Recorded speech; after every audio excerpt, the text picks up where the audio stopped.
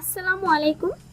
আজকে তৈরি করে দেখাবো আমাদের ছোটবেলার খুবই জনপ্রিয় একটি খাবার বাদাম বার বা বাদাম কটকটি বা বাদামের চাক্কি, যেটাই বলুন না কেন।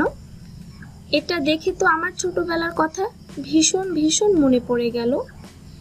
ইভেন আমি এখনো যদি এটা দেখতে পাই আমি এটা কিনে নিই অথবা আমি বাসায় বানিয়ে খাই সব সময়ের জন্য। তো দেখতে পাচ্ছেন আমার বাদাম বারটা কতটা পারফেক্ট হয়েছে। আপনারাও যদি আমার রেসিপি ফলো করেন আপনাদেরটাও এরকম পারফেক্ট হবে। তো চলুন কিভাবে আমি এতটা পারফেক্টভাবে বাদাম বারটা তৈরি করেছি সেটা দেখে নিই এক নজরে। তো চলে আসলাম মূল প্রস্তুত প্রণালীতে। প্রথমে আমি একটি কড়াই নিয়েছি, নিয়ে আমি 2 কাপের মতো বাদাম নিয়েছি। আমি এখানে 2 কাপ বাদাম নিয়েছি, আপনারা কমিয়ে বাড়িয়ে নিতে পারেন, আমি এটা সংরক্ষণ করব। তো আমি বাদামগুলো ভালো করে ভেজে নেব যেন বাদামটা খুবই মচমচে হয়, তাহলে বাদাম বারটা খেতে মজা হবে।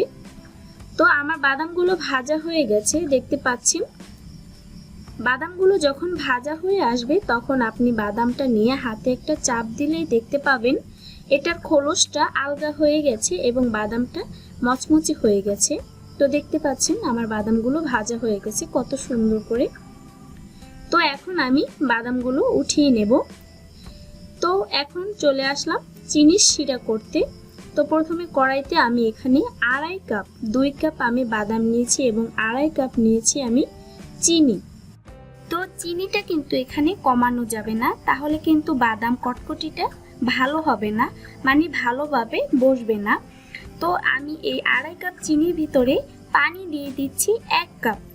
পানিটা বেশি দেব না, যেহেতু আমরা চিনিটা ক্যারামেল করব, তাই পানিটা বেশি দেওয়ার কোনো প্রয়োজন নেই। তো আমি চিনিটা ক্যারামেল করে নিচ্ছি। এই ফাঁকে আমরা বাদাম বার যাতে বসাবো সেই প্রস্তুতটা করে নিচ্ছি। তো প্রথমে আমি এখানে ছড়ানো একটি প্লেট নিয়েছি এবং এখানে কিছুটা ঘি নিয়েছি। ঘিটা আমি প্লেটে ভালো করে ব্রাশ করে চারপাশে লাগিয়ে নেব, কারণ আমরা যখন বাদাম বারটা এখানে বসাবো তখন যেন অল্পতেই এটা উঠে আসে, তার জন্য এই ঘিটা ব্রাশ করা।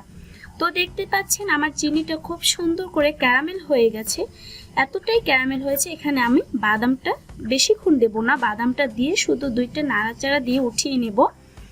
বেশিক্ষণ রাখলে কিন্তু বাদাম বারটা ছেড়ে যাবে, মানে বাদাম বারটা চিনি থেকে আলগা হয়ে ছেড়ে যাবে, তাই সামান্য তাড়াতাড়ি 2টা নাড়া দিয়ে উঠিয়ে নিতে হবে, উঠিয়ে সাথে সাথে প্লেটে নিতে হবে, তাহলে বাদাম বারটা সুন্দর করে বসবে।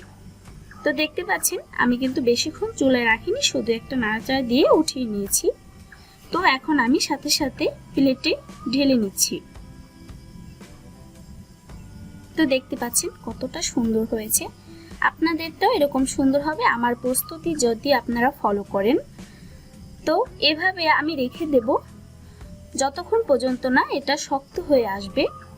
এটা কিন্তু অল্পক্ষণের ভিতরে শক্ত হয়ে যাবে, কারণ যেহেতু এটা চিনির ক্যারামেল করা, মানে অনেকটা শক্ত হয়ে যাবে। তো দেখতে পাচ্ছেন আমার কিন্তু বাদাম বারটা হয়ে গেছে এবং এতটাই শক্ত হয়েছে আমার কিন্তু ভাঙতে একটু কষ্ট হয়ে গেছিল, আপনারা ভিডিওতে দেখেই বুঝতে পেরেছেন। আর এটা খেতে তো তা বলার কোনো প্রয়োজনই হয় না, খেতে এতটাই মজা, কারণ এটা আমরা ছোটবেলায় খেয়ে অভ্যস্ত এবং এখনো যদি আমরা এটা পাই তাহলে আমরা ছোট বড়রা কেউই লোভ সামলাতে পারি না, এটা আমরা অনেকেই জানি। তো আমার রেসিপিটা কেমন লেগেছে আপনারা কমেন্ট করে জানাবেন। আর আমার রেসিপিটি যদি ভালো লাগে প্লিজ প্লিজ আমার চ্যানেলটি সাবস্ক্রাইব করে আমার পাশে থাকবেন এবং আপনার বন্ধুদের মাঝে শেয়ার করতে পারেন আর কমেন্ট করে জানাতে পারেন আপনারা পরবর্তীতে কেমন ভিডিও চান। আসসালামু আলাইকুম।